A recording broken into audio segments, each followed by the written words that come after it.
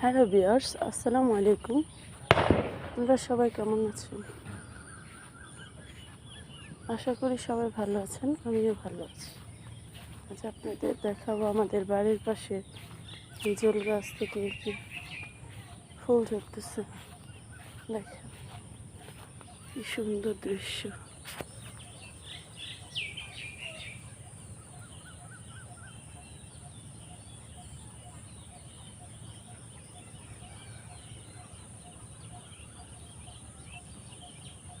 viewers, আপনারা দেখতে পাচ্ছেন আমাদের বাড়ির পাশে হিজল গাছ থেকে ফুল,